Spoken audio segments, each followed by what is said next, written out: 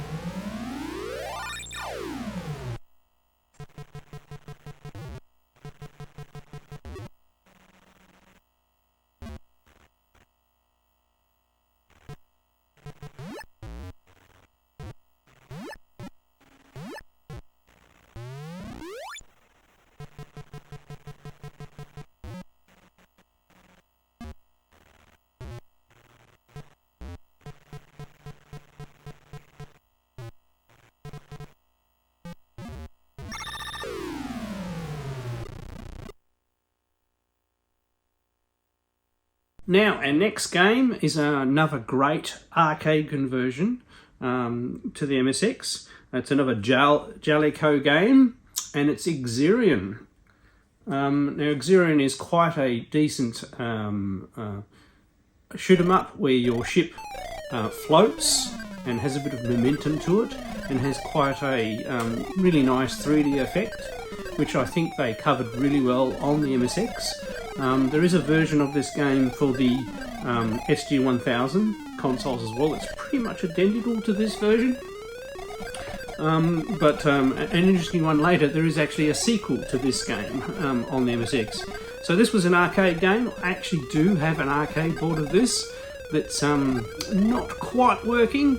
It sort of boots up and has some corruption, so I'll maybe get that going one day and pop it in one of my cabinets for a bit of a play. It's actually a game that'll be really nice. This was on one of those, 60-in-1s, because it's actually quite a good fun shoot 'em up. You have a bit of a strategy between your double shot, which you can shoot slowly, or once you've hit a few enemies, you build your charge up and you can hold the second fire button down and shoot your rapid shot. And it has quite a few levels, and it seems to have a fair few of the levels in the MSX conversion. I must admit, I've never got that far in the arcade to find out. And the sequel, which I said I'll show at another stage, seems to have a little bit more detail and things. But actually a really good game, and one worth checking out.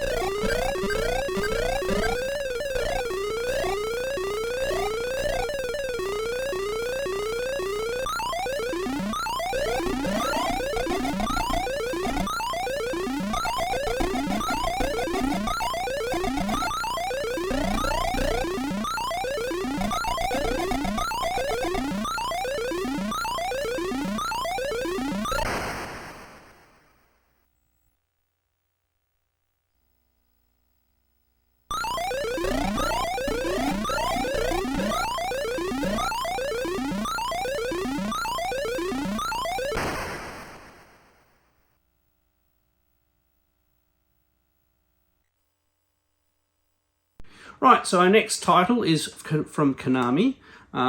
It's a Japanese release, and the first couple of Konami releases in Japan came out in these orange boxes. Unfortunately, they go yellow in the sun, so orange, that's the correct colour. So this is Super Cobra. The Antarctic adventure game from Konami also came out in this packaging, but was so popular it was released in their newer packaging. You can also find Super Cobra in that other package, but it's normally a European version. One of my favourite games back in the day in the arcade was Scramble, but Scramble wasn't actually converted to many home systems at all, pretty much only the Vectrex. But so Super Cobra was the sequel, and is still quite a good fun game.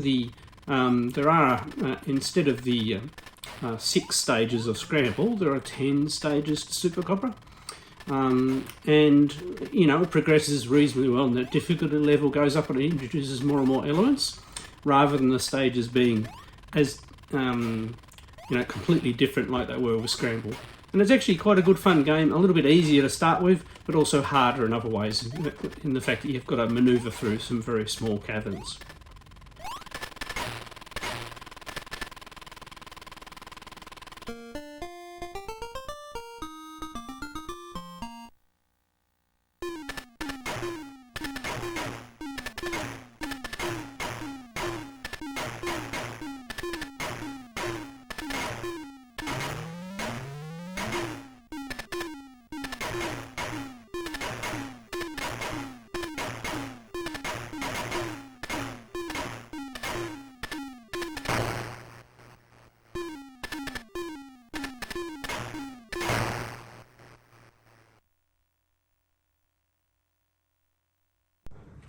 Right, for our next game, we're going to introduce another publisher I haven't covered before. So this is HAL Laboratory.